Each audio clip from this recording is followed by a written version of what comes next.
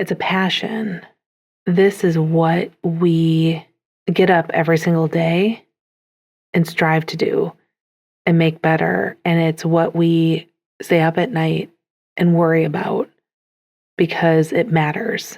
The big, if it all turned out, what's the best thing? How do you determine what that is? Welcome back to In Residence. I'm Keith. And I'm Laura. Hey, Laura. Hey, Keith. How are you? I'm doing well. How are you? I'm good. What's going on? We're in Green Bay this weekend, and we're recording in the closet. I have a suspicion there's going to be a lot of echo or bounce back. I think you treated the space pretty well. We'll see. But I was really excited to see you when you all rolled into town yesterday, because there's nothing quite like having face-to-face conversation, even though we do Zoom meetings and things like that. Right. There was something this morning we were talking about over coffee that kind of grabbed you from a Zoom meeting we had this week. Yeah, I was going over my notes in one of my little pocketbooks just to see, like, okay, what are we going to be talking about? Because I'm like, I don't really know, and I didn't take a lot of notes this week. I'm like, well, I have these notebooks that I always jot my thoughts down, and I haven't, like this one in particular, I don't know if I've written in it for months, because I'll set it down and then I'll grab a different one. Mm-hmm. So I wrote down, be smart about what I'm risking. It's actually very relevant to what I've been thinking about lately, with projects, and then also with how we're moving forward in our life, being apart, which Right. we can talk about that maybe a little more in depth another time. But when we were talking this week on a Zoom call, you brought something up about a meeting you had. They were talking about when's a time that you took a big risk or something. Mm-hmm. So you're going to have to explain that. But like my reaction was a little bit of like, well, you don't want to go big on certain things and risk it all in certain situations. And so when I read my note, that popped up and I'm like, oh, well, maybe Laura can talk about what came up, what meeting she was in, or a little bit about that. And then that might get us rolling a little bit, talking about that balance between risk and reward. Yeah. So the meeting was, it was an interview. So I was selected to interview for executive leader program. Oh, right. Yeah. Yeah. I didn't have those words. That's all right. And it was one of the questions that was a really good question, but it also made me think, gosh, when was a time I took a risk? And how important is it to take risks? So it did get me thinking about that. And not just in the moment, but afterwards, of when it comes to things that could be risky if they don't go the right way, how do you navigate that? How do you make sure that you're thinking about it from a variety of aspects and making a decision that you're, I'm just trying to think of how to say it. It's like making a decision that you're comfortable with the risk and taking that risk. It's like a calculated risk. Yeah. Right. I mean, for me, it's okay. We're not going to risk our safety and our livelihood. There's certain situations in which you can't roll the dice. You can't gamble, because if you're wrong, it's going to affect so many more people. Mm-hmm. The risk isn't worth the potential reward. As we've hit upon many times, I tend to play it safe. I tend to not be maybe as spontaneous or roll those dice. I'm analytical, verging on standoffish, right? Right. But I want to be able to lean into the side of risk that is opportunity and possibility. Mm-hmm. There's a tension in that. Whenever I'm seeking to make change, there's tension.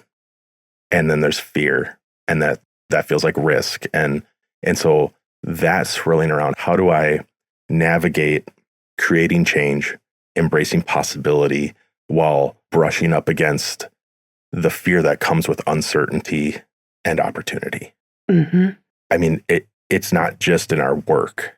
It's in a lot of choices that we make. And so I think that's why it's important to talk about it. And when they were asking you a question about your work, and I'm like, in my head, I'm like, that's not a time to be risky. I'm like, there's a lot of people that you're affecting. And like, there's a reason that like there's a steady, safe strategy to like stay in the game for the long run, like, so like say the stock market, it's like, be boring, invest your money in things that tend to go up and to the right, risk off with a large portion of your portfolio, let's say. And so like, I kind of get in that, but then the other half of that coin is like, well, if you find a way to leverage a certain amount of your portfolio into some riskier things, you might get a better payoff, right? And so that's what was coming up with you telling me about that question. And there's so much that goes back and forth in my head because like, I want to be both and, right? Sure.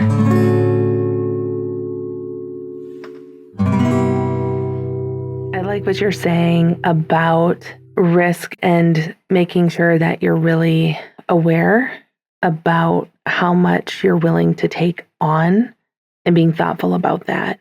Well, that's a muscle I need to grow. Right. Sure. Is like that awareness and that clarity, that strategy, right? Right. Yeah. So it's making me think about something that I typically do when it comes to decisions that do carry risk. One of the areas that I think about is just how I've navigated career changes and career transitions. So there was a point where I was trying to decide whether or not to transition from one role to another. And I decided I needed to make this decision grounded in what is my ultimate career goal? Where do I ultimately want to go? And so by making a rubric, basically kind of a pros and cons list. So on the left-hand side, I put what are those skills and gaps that I need to address to become a college president. So that was my kind of North Star of this decision needs to make sense from a risk standpoint to fit into my ultimate goal right now. So I made those different pieces. And then on the top of the chart, I created 3 different options. Option 1 would be to stay at my current job. Option 2 was go to the new job. And option 3 was, I'm trying to think, I always like to have 3 options because if you have 2, it's a dilemma. So if you have 3, you have a choice. So I think 3 was to pursue the new job, but to also offer a certain level of assistance to my prior employer if they needed it, something like that. As I was going through each of these options of what that would look like for each of those skills, I could say what was the pro in this area and what was the con in this area. So if one of the things was I wanted to have more experience working with foundation boards, say, that wasn't one of the, that's one of the things it's an important thing for a president to know how to do. So I would say, what is the first option? What are the pros and cons? Would I have more access to have that sort of experience? If I did that option, what's the drawback? And then I would do that for all 3. And at the end of the day, eventually something emerges in a way where you're able to be thoughtful about the risk that you ultimately decide to take. Sometimes a risk isn't just making a change. Sometimes a risk is not making the change. Opportunity cost. Like an opportunity cost. If somebody is looking for a tangible way to be methodical around choices, set up a similar rubric with what is my ultimate goal? What are those components? What are 3 or more options? And then do pros, cons to each of those. It does really help you mentally sort through that. Can I share one more thing? Or do you have thoughts about that? I do. Okay, go ahead then. You're highlighting the importance of getting it out of your head, writing it down, checking in with yourself, being clear about what your goals are, and allowing yourself to make an informed decision.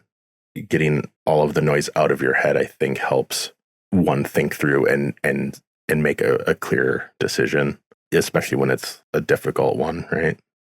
Right, absolutely. Thinking about the cons, sometimes I think that can really feel like it might weigh you down in that process.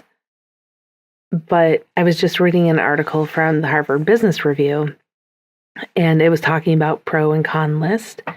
And they actually said that by writing down the cons, it can help you feel like failing might actually be less threatening because you've already pre-anticipated what it might be. And so it diffuses some of that averseness to taking that risk because of that con that you listed. Yeah, I mean, that's another aspect of getting clear about what you want, getting clear that this might not work. Tim Ferriss's like fear setting.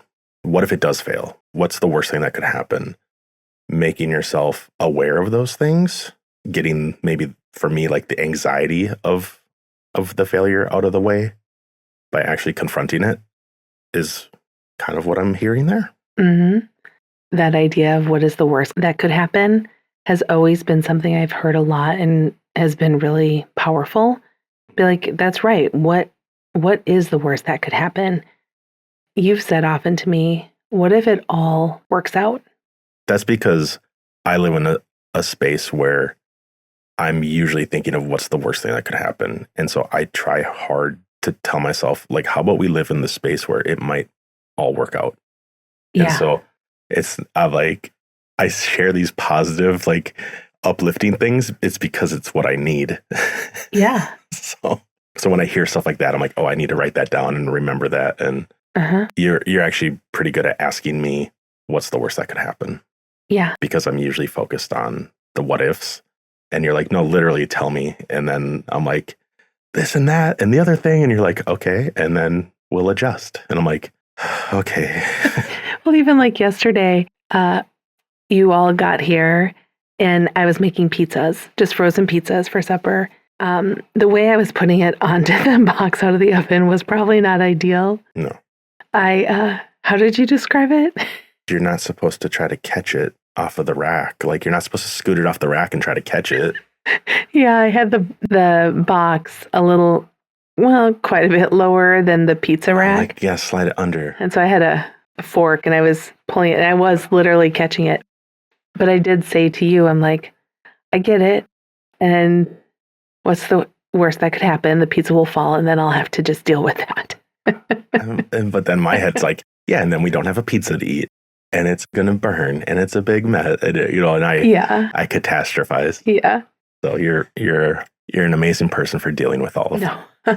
Well, and vice versa. Because normally you are right. You normally don't catch a pizza as you're getting it out of the oven. I got burnt trying to do that at work one time. Oh, see there, it all comes back. Well, because because I put myself in a situation in which all my instincts to grab the thing I'm dropping kick in.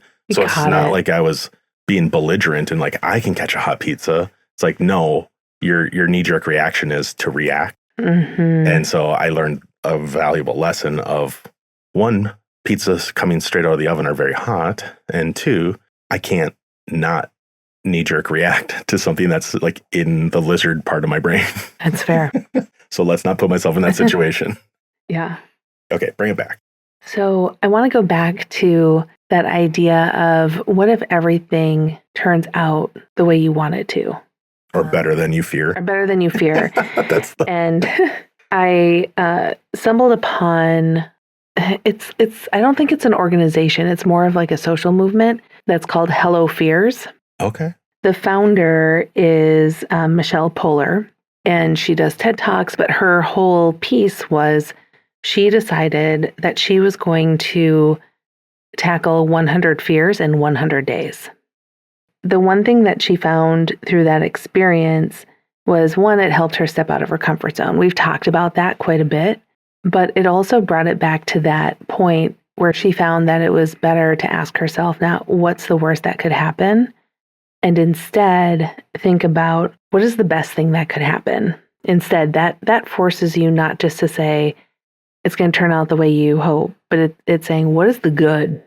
I think it helps you actually clarify, like, okay, coming back to my why, what is the best thing that could happen from this experience?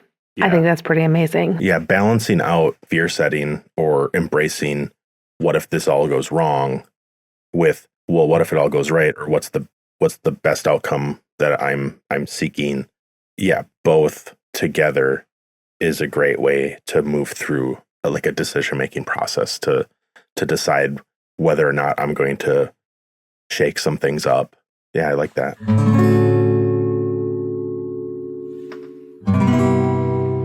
So I have a question for you. I'll tell you where it's coming from, and then I'll ask it. Does that sound okay? Yeah. Okay.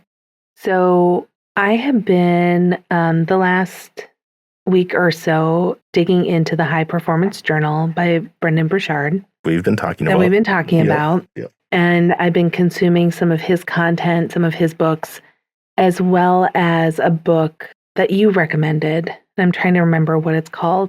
Ultimate Coach.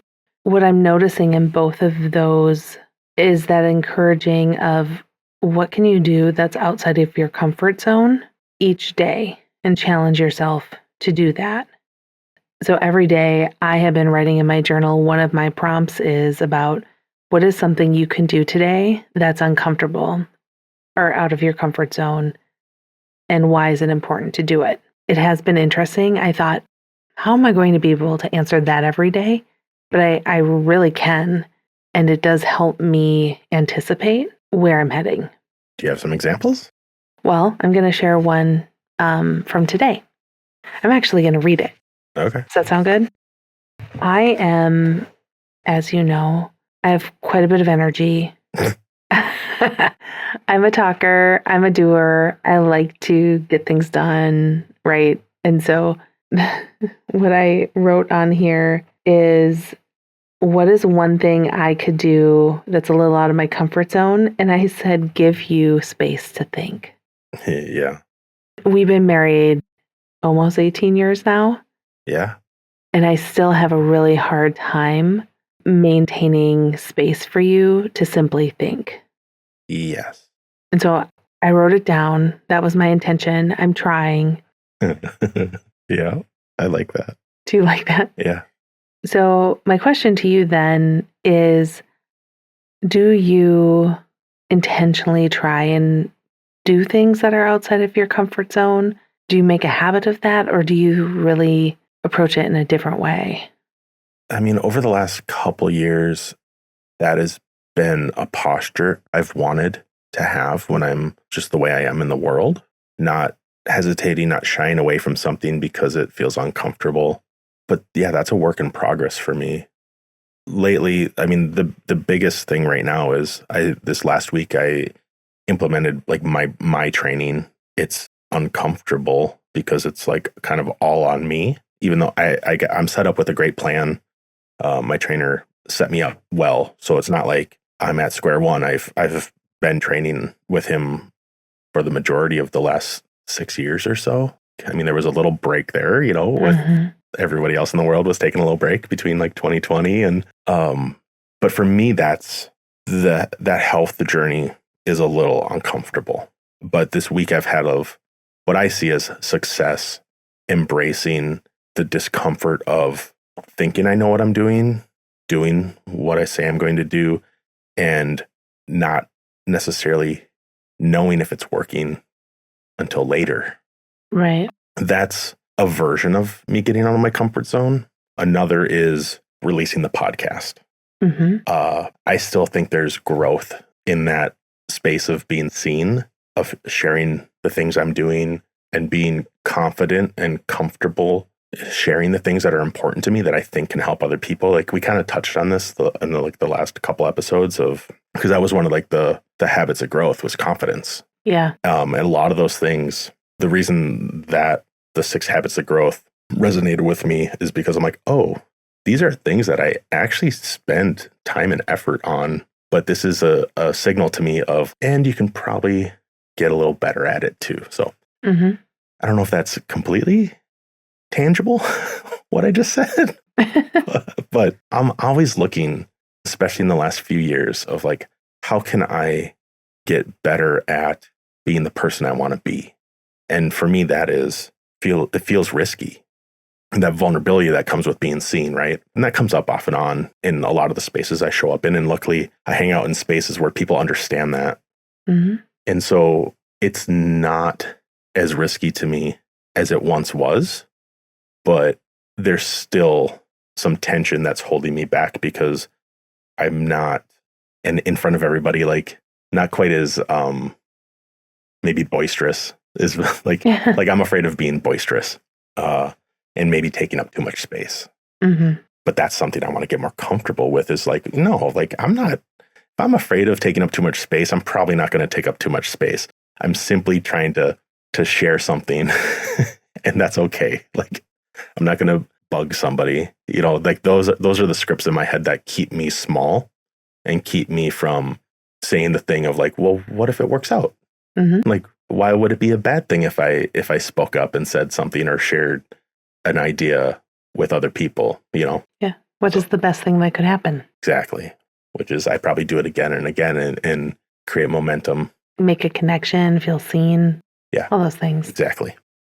Sorry, I'm not trying to put words in your mouth. No, it's good. Your example, that's how I would feel. Yeah. So I'm going to go back a little bit to the original question that I was kind of asked, and thinking about when was a time that I took a big risk and what was the outcome of that? Like that sort of an idea of something that you did that mattered. Does that make sense? Not that being, putting yourself out of your comfort zone. It's not that doesn't matter. That matters. It helps you when things come along that do require you to be a little bit more risk tolerant. I think some of that being out of your comfort zone has helped you in micro ways flex that muscle, maybe. Oh, you're talking about me in particular? No. Okay. I'm talking in general. Okay. Mm. Because you say. That's funny. The one thing I don't know, I think we talked about it briefly, the risk when we're trying to decide, do we take this risk? This is a big thing. It could turn out poorly. Done a pros and cons list, all those things. The one thing I don't think that we've really touched on is our why. It's a passion. This is what we get up every single day and strive to do and make better. And it's what we stay up at night and worry about because it matters. The big, if it all turned out, what's the best thing? How do you determine what that is? What I'm hearing is when we're thinking about the work that we choose to do, Mm-hmm. we chose it because we're passionate about it. We're seeking to make a difference and we're showing up every day to make things better. Yeah. So when we're faced with making a choice in that work that has risk to it, where if it goes wrong, it's not going to be great. But if it goes well, things could dramatically improve for the people we're seeking to serve. Mm-hmm. So I feel like all of that is a consideration of whether or not you take the risk or not.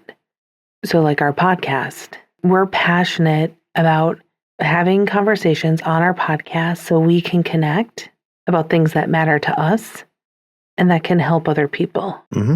I feel like that is our North Star. That is our why. That is our passion.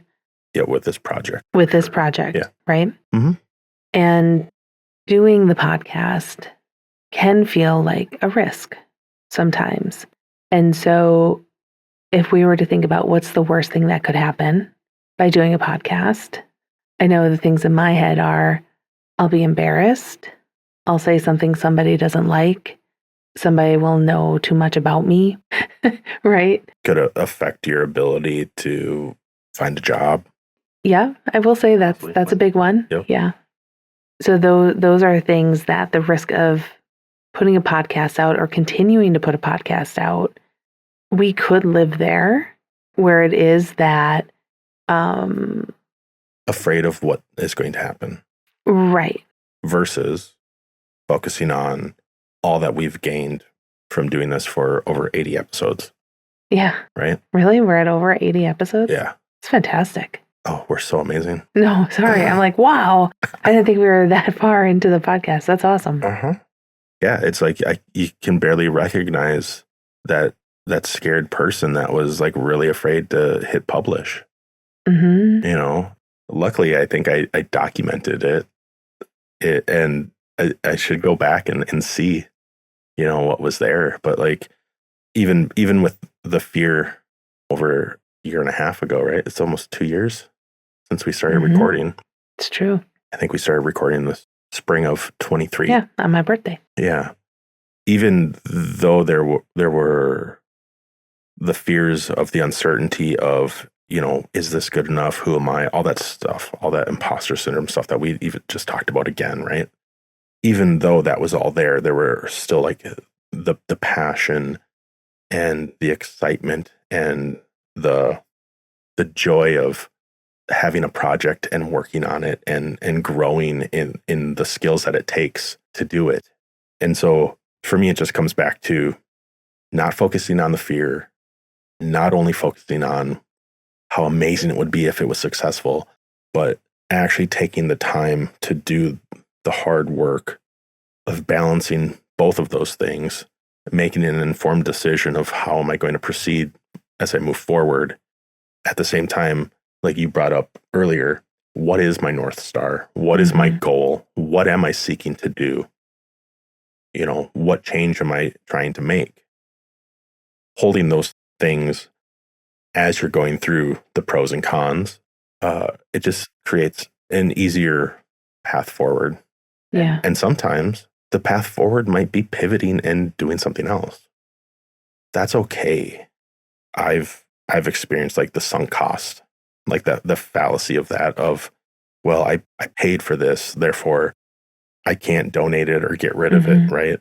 Or like say this wasn't serving us like it is. Like how hard would it be for us to stop? And would we not stop just because it's like, well, it's what we do, you know? And I think people would notice before we did, maybe if we were doing that. Yeah. I feel like we would get some comments of like, hey, what's going on? And we're like, what do you mean? We're doing the podcast. And they're like, well, it doesn't really seem like you're enjoying it, you know? Or yeah. Anyway, I think I'm kind of reiterating everything we've already said. Taking the time to be mindful and thoughtful about where you're at and where you want to go, and allowing yourself to think about what is in between those two things going to feel like and be like, and how might I react depending on how it goes. Right. That takes time. That takes effort. That's energy. That's emotional labor. Sure. And I'm not super great at that. I'm really good at being emotional, but I'm not necessarily great at working through it to come out on the other side Sure. stronger, maybe, or further along than I was. It's like, oh, I'm going to reflect on that again. Why am I, I keep getting tripped up by the same thing of not feeling good enough or this or that. I'm just spitballing here and just saying like examples of like where I've been tripped up before, but it's worth the investment in yourself to set aside time to think about, what are the benefits of success and what are the pitfalls of failure. Just going in with the awareness and maybe the clarity of that exercise. Anyway. Yeah. You're bringing up really good points. I'm just reiterating what you said earlier. No, but... And I feel like I'm rambling.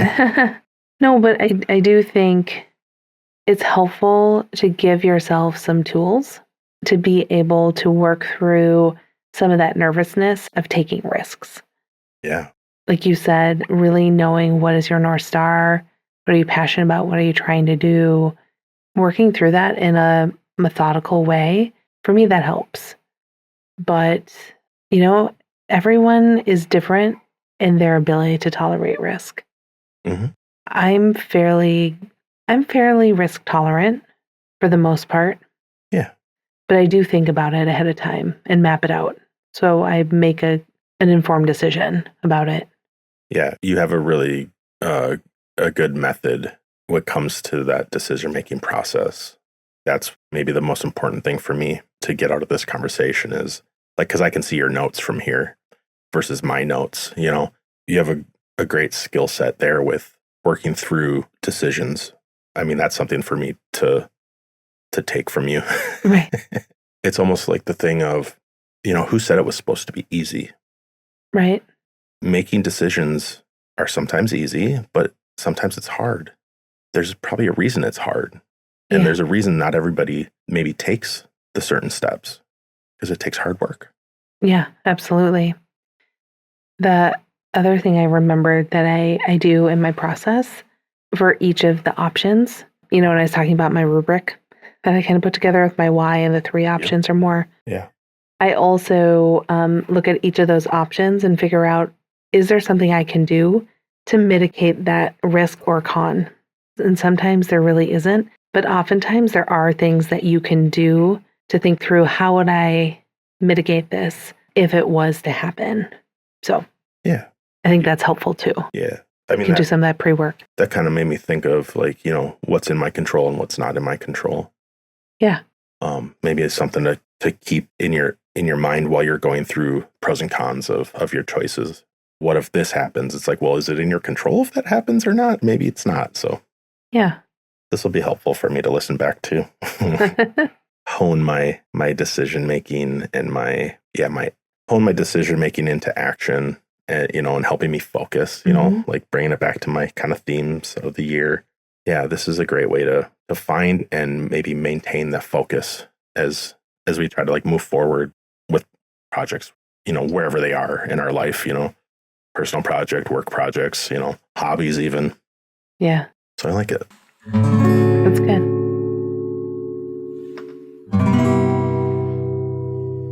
Do you want to talk about recommendations or things we're reading and stuff this week? Yeah.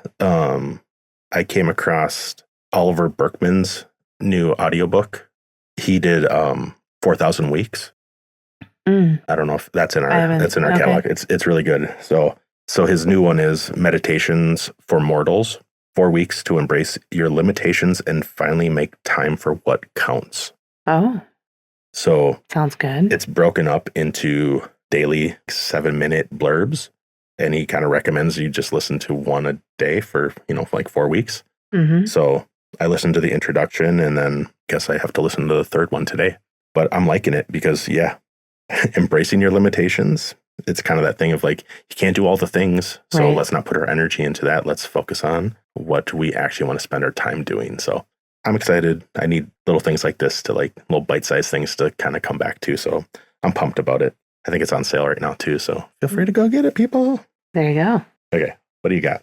I'm reading a book for fun, Remarkably Bright Creatures. So it's a novel by Shelby Van Pelt. And it came out a couple of years ago. I've had it and have been waiting to read it. But so far I'm really liking it. It's about an octopus that lives in Seattle. And anyway, I'm really excited. Yeah. It's always nice to have a fun read. Exactly. The meditations one is fun for me too. That's good. And fun in a different way. Yeah. Okay. Well, let's wrap it up. Sounds good. Thanks, everybody. Thank you. Bye. Bye. Really? We're at over 80 episodes? Yeah. It's fantastic. Oh, we're so amazing. No, sorry. I'm like, wow. I didn't think we were that far into the podcast. That's awesome.